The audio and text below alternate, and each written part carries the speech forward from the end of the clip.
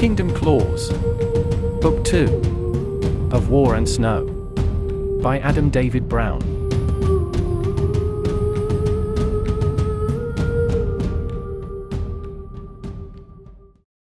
Chapter 2. The Messenger, from Hurn. It was a new dawn, and the morning sun gleamed its magnificence upon the snow, as a wolf and rider strode from the foothills of the northern ridge of the Free Mountains. They flew across the snow, northbound for the Great Wall of Nottenburg. Straight, swift, and strong was their heading as this ride was out of urgency. He was a mountain wolf, large and dark grey, adorned with a brown leather saddle and matching harness and reins. He was called Pacer, known throughout the Free Mountains as the fastest wolf there was, and upon his back, hunched forward in the saddle, sat a young Vendigum, rein in one hand, the shaft of a banner in the other. The banner itself was a tattered, yellow flag with a running red fox etched onto it. This insignia was the crest of Hurn Foxheart, Vendigum chieftain of the northernmost village in the Free Mountains, and the little rider that now flew across the snow was his messenger, Ralo. The villages didn't have messenger owls as the kingdom did, so they relied upon word being travelled by foot, or, in this case, paws. Ralo and Pacer were on a mission to give word to King Claus of the movements of the enemy, the workings of Amaranth. Attacks upon the folk of the Free Mountains was news that the northwestern kingdom needed to know, and though the tribe's creed prevented them from forming an alliance with either of the two kingdoms, there was seemingly an unspoken bond between Claus and the free tribes. Word of another raid would be of great concern to Nottenburg, not only for the well-being of the tribes, but for their own sake as well. And this, perhaps, was of greater concern to Nottenburg. As cold and unloving as it may have seemed, it was a tremendous worry of the king, one he could not pretend to ignore out of courtesy. If the mountains would fall into evil hands, the path to Nottenburg would be relatively clear and the enemy would be too close for comfort. It would not be an easy push for the enemy to conquer the mountains, but it also would not be impossible. The mountains would be a great stronghold for the enemy to strike out from, and it would be difficult for the 4th and 5th garrisons to deflect a western flank. And, if the attacks on the 1st garrison continued through all of this, little aid could be offered from the southern positions. If that were the case, even the 2nd garrison would be of no use, for that position would be busy bolstering the defenses of the 1st garrison. Defending against both southern and western attacks would be costly and precarious at best. Ever since first word of the night raids reached his ears, King Claus had wondered and worried that this possibility was very real, and he wondered too, if the tribes of the mountains were as strong as he had hoped. If the Free Mountains were to fall and all of its good folk laid low, Amaranth wouldn't have much trouble overtaking the southern reaches of the northwestern realm. But this had yet to be seen, and the tribes of the Free Mountains were indeed capable of holding their own.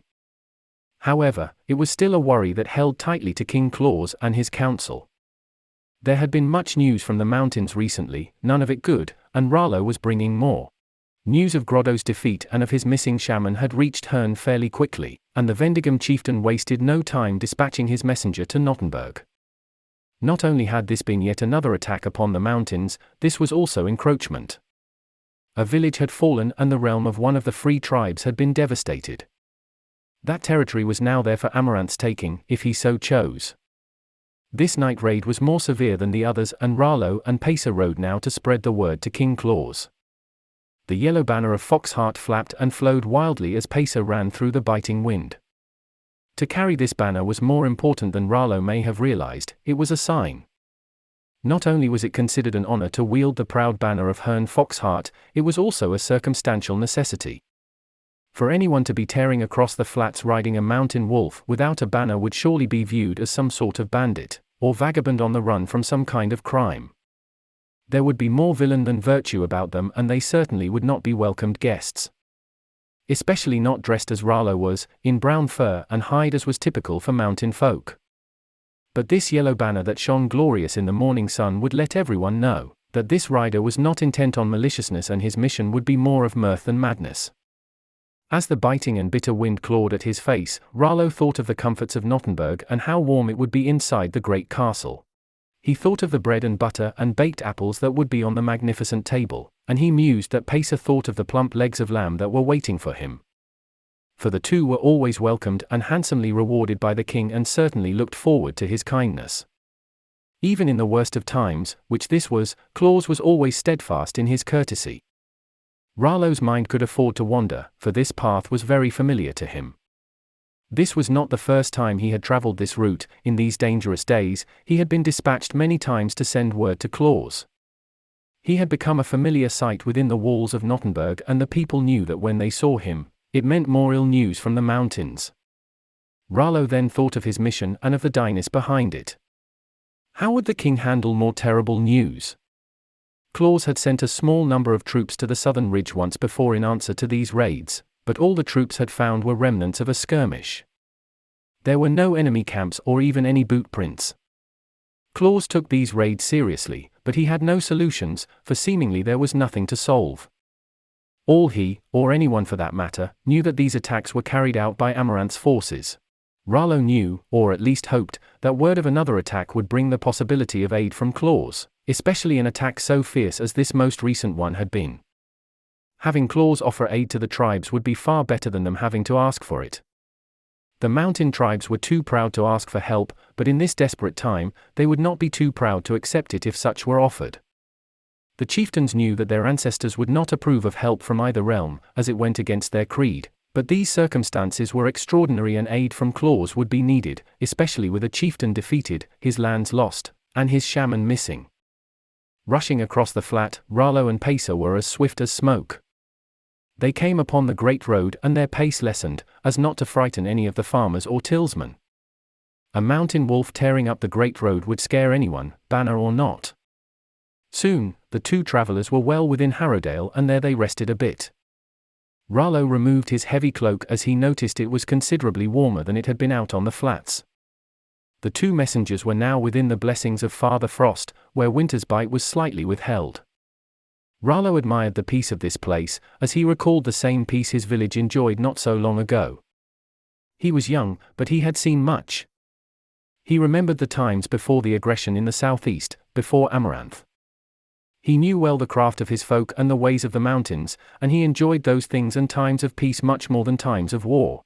Yet, here he was, far from his home, on another mission of war. After a few moments, he rolled up his cloak, stowed it away in a saddle-bag, and with a whistle, the two were back on their heading north. They reached the northern end of Harrowdale, and the dark, silver walls of the 5th garrison were within sight. Their pace quickened, and upon swift wolf feet, they reached the southern gate of what was also known as the Iron City. This place was truly a sight to behold, most certainly for a young, mountain Vendigum. Though he had seen this place many times as of late, every time was like the first. Its iron-clad stone walls reached for what seemed like miles in each direction, and its height appeared to be unbelievable. This place was the first fortress to be built in the northwestern kingdom and was the last defense of the line of Claus, save for the walls of Nottenburg. The great iron gates were open, as was typical, to let merchants and farmers pass to and fro upon the great road, which led through the Iron City and into Nottenburg. The soldiers hailed the two messengers as they quickly sauntered past the stations of the 5th garrison. They were almost to the northern end of the fortress and at the reach of Nottenburg when a loud and abrupt "halt" was heard. Ralo pulled Pacer to heel and turned to see Captain Veldery walking sternly towards him. The banner now held still and quiet as Ralo greeted the good captain with a nod and awaited his instructions. Captain Veldery was one of the king's eldest captains and had held his station at the Iron City for quite a long time. He was a short barrel of a man, full of experience and ale. He approached Ralo and chuckled as he spoke. "Ahoy there, Ralo. I suspect more bad news follows you here." Ralo sighed and said, "Aye, Captain, perhaps worse than we both know."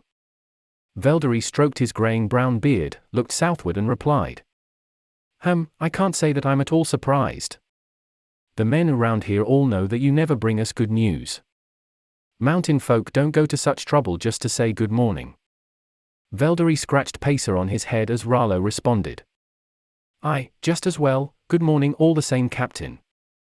"Good morning," Veldery said, and then quickly interrupted himself. "Ho there, you know the rules, Master Vendigum, no wolves allowed inside Nottenburg. All Pacer will have to go to the royal stables as usual." "Aye," Ralo said as he dismounted and led Pacer down away to the stables. Once there, the two messengers stared upon the grand oaken structure that was the royal stable house. Everything in the northwestern kingdom seemed huge and magnificent to them, and no matter how many times they had been there, Nottenburg always struck them with awe. Even something as simple as the royal stable house seemed like a grandiose palace, certainly compared to what Ralo was accustomed to. The wooden huts and longhouses of his folk seemed rather meager in comparison. Ralo opened one of the stable doors and peered inside. "Fogo? Dodie? Anyone home?" he shouted. The stable house seemed endless as Ralo and Pacer stood in the doorway, staring into this huge place. It was long with a high ceiling, and countless stables were lined down the rows on either side. Among the snorts and whinnies of the broad steeds and reindeer housed there was heard a loud "Aye there! With you in a minute." A moment passed, and from the far back of the stable house came a squat and broad Vendigum in a blue apron. "Ralo, my lad, is that you?" the Vendigum asked as he walked down the stable row. "Aye, Fogo. I'm afraid it's us again," Ralo replied with a touch of sorrow in his voice. Fogo came closer, sat down the bucket he was carrying, and said, "More ill news then. We have got to stop meeting like this." The two then embraced with a warm hug. They talked a moment of news of the world, and then, from an open stable, came a soft yet loud voice. "That be Ralo?" "Aye, Dodie." "Pacer too, as natural," Fogo replied in a chuckle. Out of the open stable walked Dodie, a pretty Vendigum girl, in a red, fur-trimmed dress, slightly covered in mud. She wiped her hands on her tattered brown apron and said, "Season's greetings, Ralo." "Aye to you too, Master Wolf." It was friendly-looking and accommodating, its floor lined with warm, fresh straw, and a large wooden bowl of clear water was in the corner. Pacer was all too happy to make his bed within as Ralo took off his saddle and harness and handed them to Fogo. Pacer went into the stable and curled up on the straw as Ralo placed his banner in the corner and removed his arms belt. It was plain brown leather with a silver buckle. Upon it were tied loops that held a dagger and a Vendigum axe. This axe was of course small to a Northman's scale and would only be but a hatchet in their hands. However, it proved worthy and useful to a mountain Vendigum such as Ralo was. The dagger would be but a letter opener to larger eyes, however, it's still rather invaluable to Ralo. It was small, yes, but it was sharp and sleek and ever handy. He placed his belt in the corner beside the banner, turned to Fogo and Dodie, and said, "You take good care of him now. As ever. He'll be well rested and with a fat belly before your time here is over," Fogo replied as he bowed sarcastically. Ralo hugged the two stable hands goodbye and went about his way towards the great castle of Claus. He travelled up the great road as it stretched through Nottenburg, past the shops and merchant carts, through the ever-bustle of townsfolk. Without his proud banner, he went about rather unnoticed. Amid the throngs of Northmen, a little mountain Vendigum brought no attention. In his shabby brown clothes of hide and fur, the people thought nothing of him. Maybe he was a miner from Harmdorm or the Dosenkrug, or perhaps he was an out-of-work clockmaker. Ralo swiftly walked northward, weaving around the Northfolk meandering about their business when suddenly he heard a loud and prickly voice cry out from one of the shop's doorways, "You there, Vendigum?" "A moment if you will have me," the voice said, and Ralo knew it most certainly was meant for him. He turned to see an old man, bent and grey, standing by a shop door. "Aye, sir," Ralo replied and moved closer to the storefront. As he got closer, he could see that the sign above the door said, "Newsmeyer's House of Goods." And upon the window was written, "Clocks, Toys, Exotics, and Imports." But Ralo could see that the latter too had been chalked over. Ralo reached the old man and bowed politely. "Good morning, sir," he added, and tactfully so, for he could tell by the old man's demeanor that this might not be a pleasant conversation. "Aye, that's yet to be seen today," the old man responded. He rubbed his nose and continued. "I've seen you around here before and I know what you're up to." "Do you, sir?" Ralo replied nervously. "Aye, you're one of the mountain folk, come to give us more bad news. More ill tidings of the doings of the southeast, I gather." "Killin' me business that new king of theirs is," the old man ranted. "Sir," Ralo said, standing there rather confused and bewildered and was starting to wish he hadn't responded to begin with. I used to sell their silks and fabrics and all sorts of bizarre baubles and bric-a-bracs, knickknacks of all sizes. I was the grand trader of all sorts of goods from everywhere in Groddo, even as far down as Burke. But, no more. Can't have that stuff no more, our good king tells me. Then that little fellow of his tells me something about trade embargoes and how their silk ain't allowed in here no more. And how's I can't trade with them. Got to make a living I does. Fine for them up in the castle, living fat and happy, but for the little man like I is, it's nothing but scraps from the table. The old man, no matter how senile he was starting to sound, was right. There had been a trade embargo with Groddo in place ever since the war started. Of course, this action was natural, and now all goods from the southeastern realm were contraband. Even mentioning any of the houses of the southeast was frowned upon. Ralo wasn't aware of this, and, based on the rantings of this old shopkeep, he wasn't sure he wanted or needed to be. Ralo had no choice but to suppose that this cantankerous fellow was Newsmire, the shop's namesake and owner. The old man grumbled to himself and continued. Now I suspect that our king be sending us to war again. And I gather that your savage folk be asking for help. Bah, I say. Your troubles are yours, ain't that the way of your dirty folk? Ralo was rather insulted, but slightly agreed with the old man, save for the offensive parts. It was the way of his folk, to handle things on their own and not hold to any allegiance of any outside of the 4 tribes.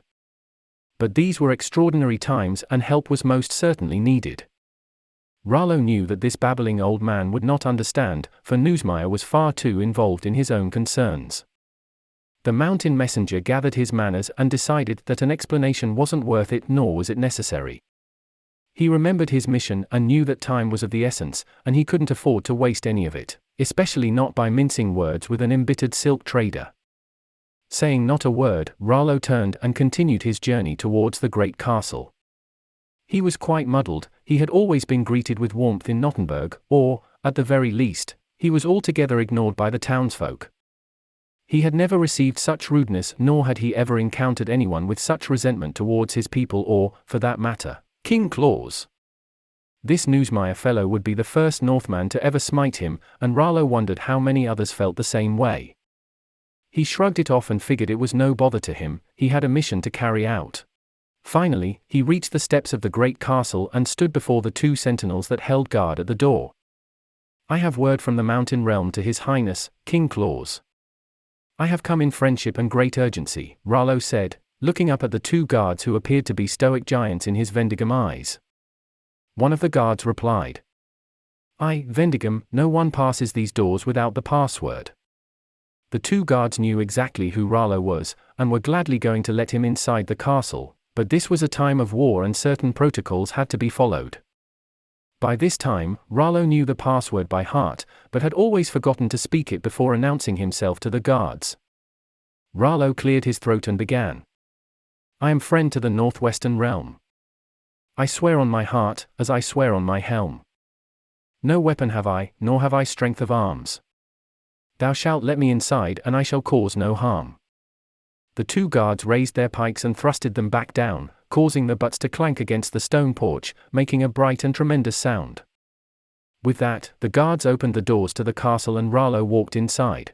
As soon as he stepped into the main lobby of the castle, the smell of nutmeg and cinnamon greeted his nose.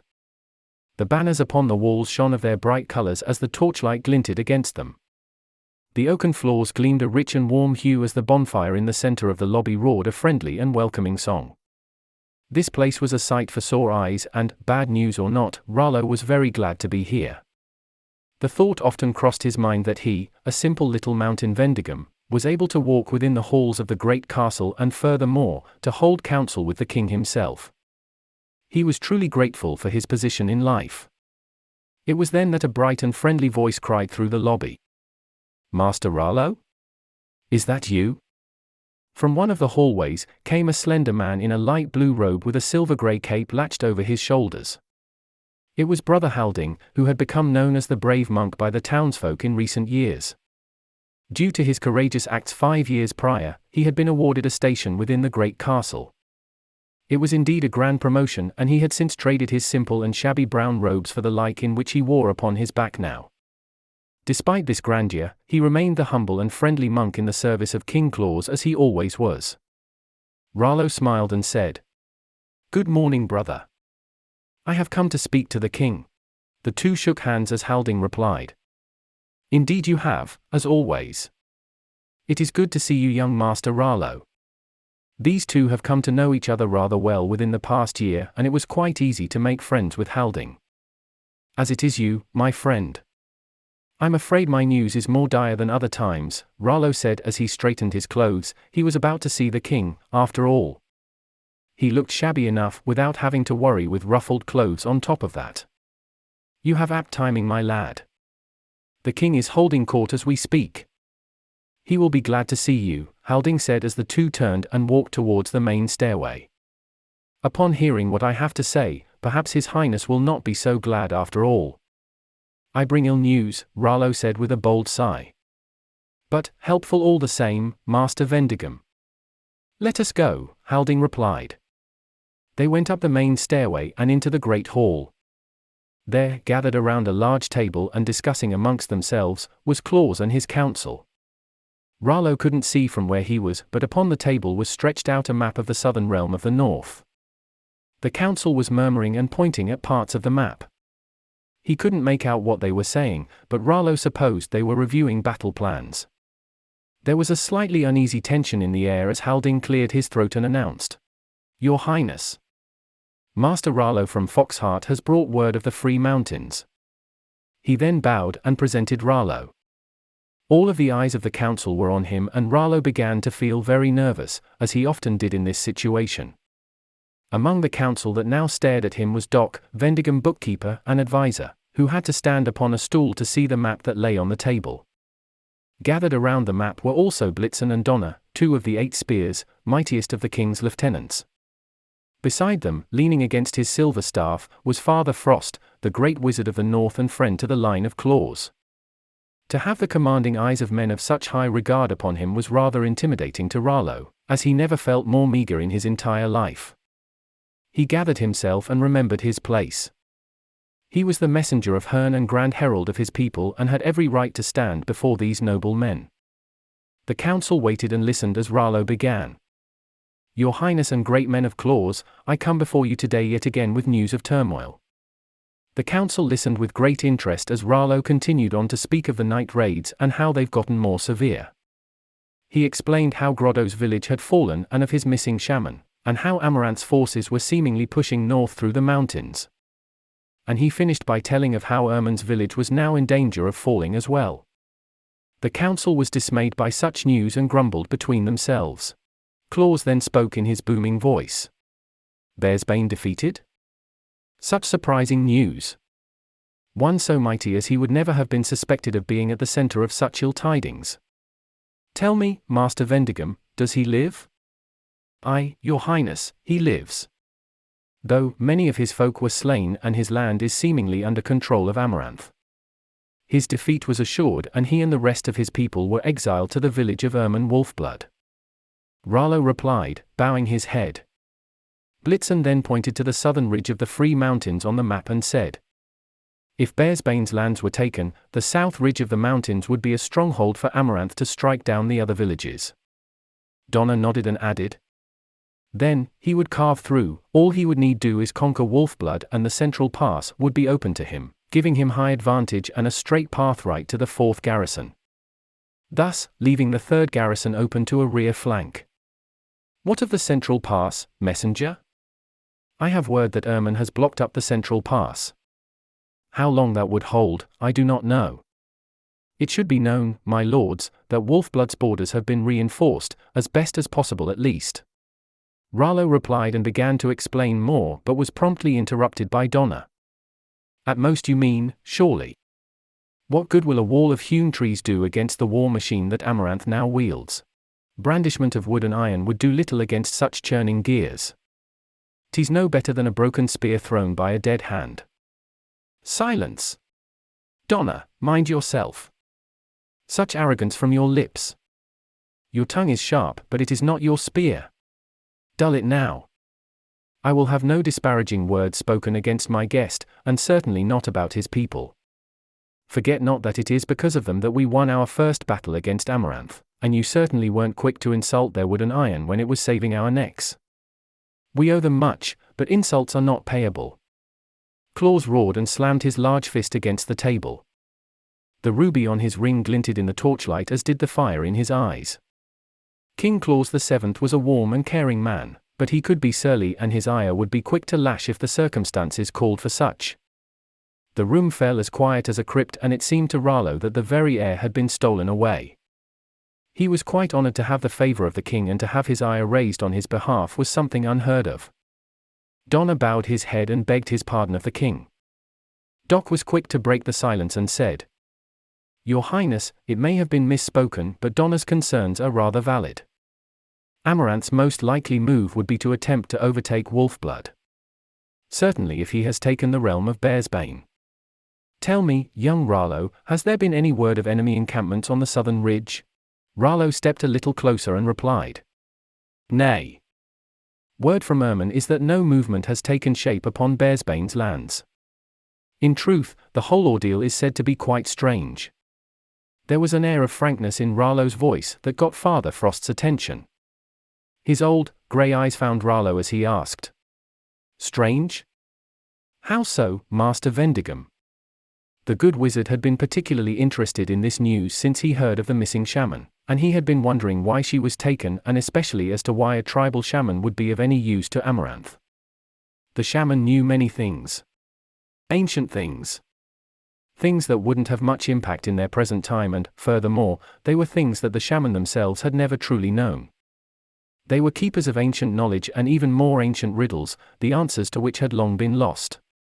There was a time long before the forging of the North, and much longer before Frost himself.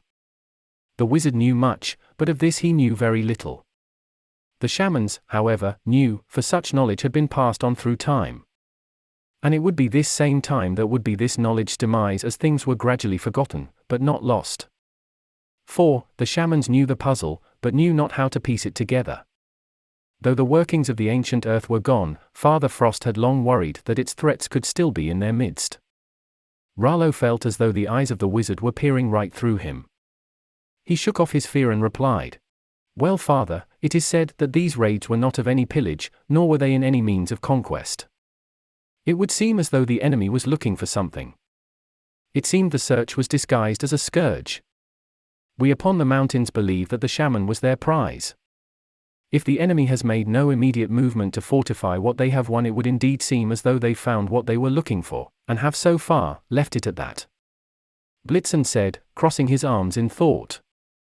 Doc added a hum, put his little hand to his bearded chin and said, "Perhaps then, the enemy doesn't want to make a stronghold of the southern ridge.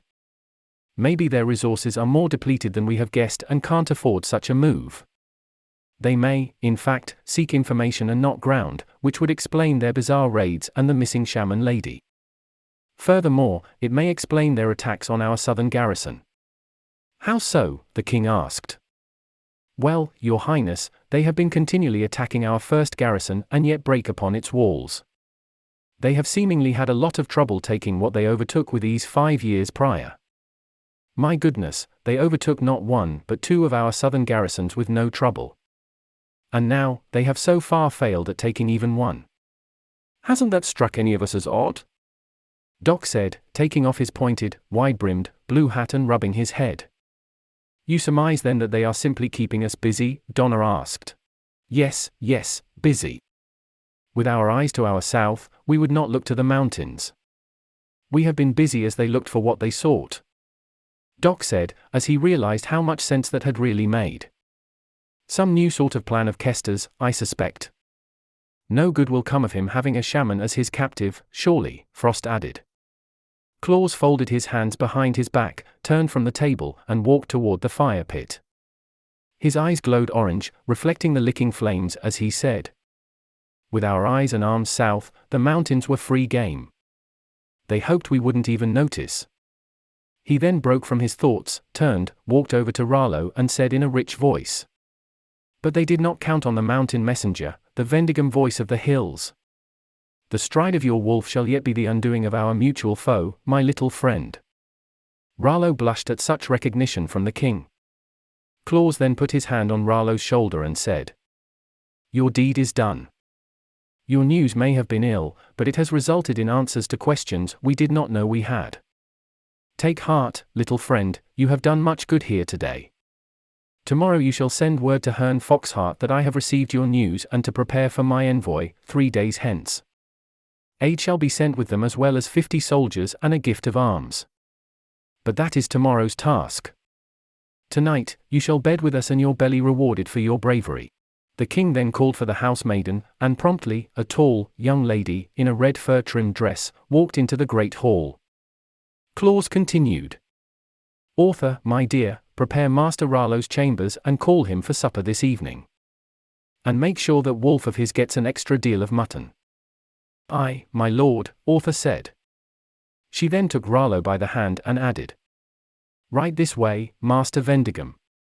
Author led Ralo to his quarters and the king adjourned the meeting of his council. Ralo had a nap on the luxurious feather bed he was offered and the morning turned to afternoon and then to evening. The supper was grand and warm with servings of oxtail soup and roasted shank and buttered potatoes.